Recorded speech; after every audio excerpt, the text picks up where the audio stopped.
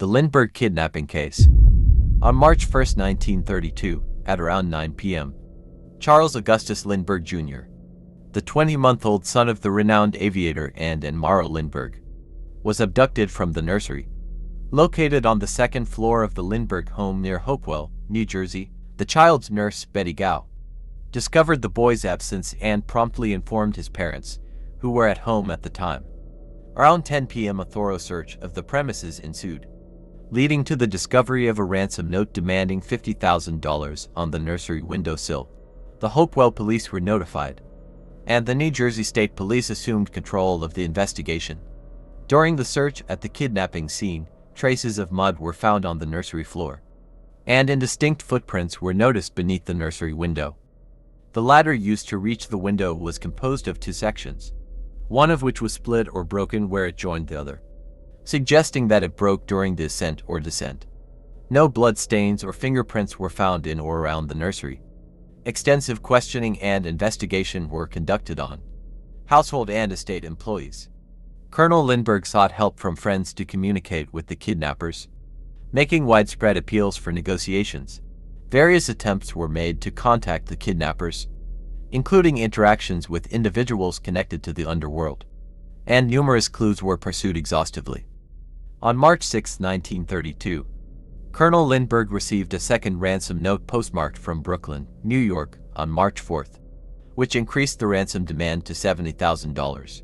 A police conference was organized by the governor at Trenton, where prosecuting officials, police authorities, and government representatives discussed different theories and strategies.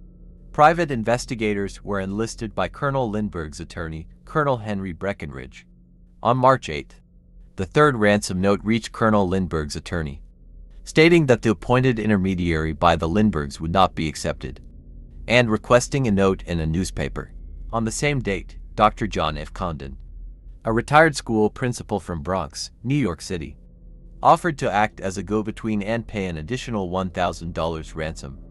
In an article published in the Bronx Home News the following day, Dr. Condon received the fourth ransom note, indicating that he would be acceptable as a go-between, a decision approved by Colonel Lindbergh. Around March 10, 1932, Dr. Condon received $70,000 in cash as ransom and initiated negotiations for payment through newspaper columns using the codename Jaffe. On March 12, at approximately 8:30 p.m., after an anonymous telephone call, Dr. Condon received the fifth ransom note, delivered by a taxicab driver named Joseph Perroni, who received it from an unidentified individual. The message mentioned that another note would be located beneath a stone at a vacant stand, 100 feet from an outlying subway station. Dr. Condon found the sixth note as directed. Following the instructions, he met an unidentified man who referred to himself as John at Woodlawn Cemetery, near 233rd Street and Jerome Avenue. They discussed the ransom payment, and the stranger agreed to provide evidence of the child's identity. Dr. Condon was accompanied by a bodyguard, except while conversing with John. Over the next few days, Dr. Condon continued his advertisements, urging further contact and expressing his willingness to pay the ransom. On March 16th, Dr. Condon received a seventh ransom note along with the baby's sleeping suit, offered as proof of identity. The suit was later confirmed by Colonel Lindbergh. Dr. Condon persisted with his advertisements. On March 21st, he received the eighth ransom note, emphasizing complete compliance and revealing that the kidnapping had been planned for a year. On March 29th, the Lindbergh nurse, Betty Gow, discovered the infant's thumb guard, which had been worn during the kidnapping, near the entrance to the estate. The following day, Dr. Condon received the ninth ransom note, threatening to increase the demand to $100,000 and rejecting the use of a code for newspaper communication.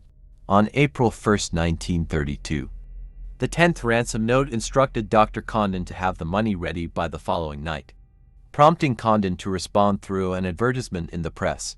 On April 2, 1932, the 11th ransom note was delivered to Dr. Condon by an unidentified taxi driver, who claimed to have received it from an unknown man.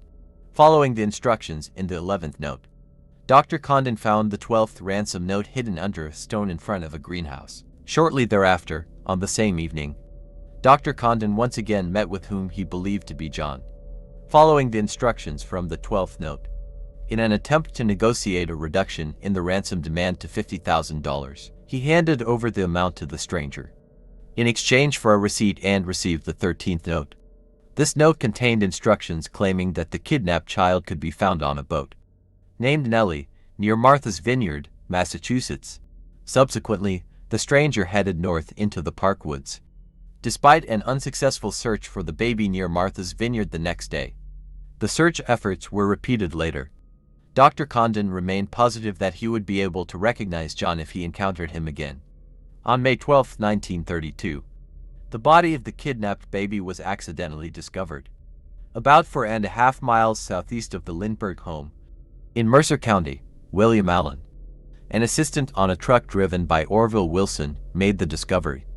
The baby's body was partly buried and in a badly decomposed state, with evidence of a crushed head, a hole in the skull, and some missing body parts. The body was positively identified and subsequently cremated at Trenton, New Jersey, on May 13, 1932. The coroner's examination determined that the child had been deceased for approximately 2 months, with the cause of death attributed to a blow to the head.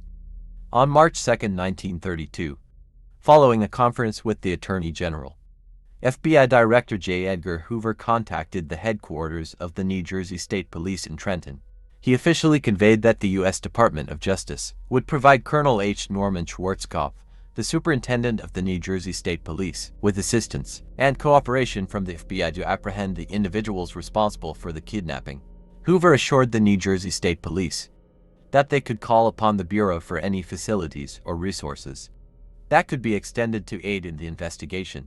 The New Jersey State Police announced a reward offer of up to $25,000 for information leading to the apprehension and conviction of the kidnapper or kidnappers. In response to a request from Colonel Schwarzkopf, the FBI distributed copies of this reward notice to all law enforcement officials and agencies across the United States. From August 20th to September 1934, a breakthrough occurred when a total of 16 gold certificates were found, most of them in the Yorkville and Harlem areas. This presented a long-awaited opportunity for progress in the case. A map of the metropolitan area was used to mark the locations where each bill was recovered, allowing investigators to track the movements of the individuals passing the ransom money. For the first time, investigators found that the description of the person passing the bills perfectly matched Dr. Condon's description of John. The bills were mainly being passed at corner produce stores. On September 18, 1934, around 1:20 p.m., the assistant manager of the Corn Exchange Bank and Trust Company in New York City reported the discovery of a $10 gold certificate. It had been received at the bank from a nearby gasoline station. On September 15, 1934, an attentive attendant at the station received the bill as payment for gasoline from an individual whose description closely matched that of the person passing other bills in recent weeks. The attendant, suspicious of the $10 gold certificate, recorded the purchaser's automobile license number, which belonged to Bruno Richard Hauptmann of 1279 East 222nd Street, Bronx, New York. Throughout the night of September 18, 1934, Hauptmann's house was under close surveillance by federal and local authorities. At approximately 9:00 a.m. on September 19, 1934, an individual fitting John's description supplied by Dr. Condon and matching the description provided by the service station attendant left the house and got into his nearby automobile. He was immediately apprehended by representatives of the 3 involved agencies. The individual was identified as Bruno Richard Hauptmann, the person to whom the automobile license belonged. Hauptmann was a German carpenter who had been in the United States for about 11 years. A $20 gold ransom certificate was found in his possession, and investigators found a pair of shoes purchased with a $20 ransom bill recovered on September 8, 1934, in his house. The trial commenced on January 3, 1935, in Flemington, New Jersey. Lasting for 5 weeks, the case against Hauptmann rested primarily on circumstantial evidence. Tool marks on the ladder used in the crime were found to match tools owned by Hauptmann. Wood from the ladder was matched to wood found as flooring in his attic. On February 13, 1935, the jury delivered their verdict, finding Hauptmann guilty of first-degree murder, and the sentence was death. The defense appealed the decision. On October 9, 1935, the Supreme Court of the state of New Jersey upheld the lower court's verdict. Hauptmann's appeal to the Supreme Court of the United States was denied on December 9, 1935.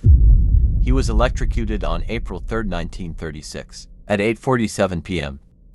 Thank you for joining me in this video. I hope you enjoyed it as much as I did making it. What do you think of this video? Leave a comment below, subscribe to my channel and let me know your feedback. Thank you once again, and I'll see you in the next video.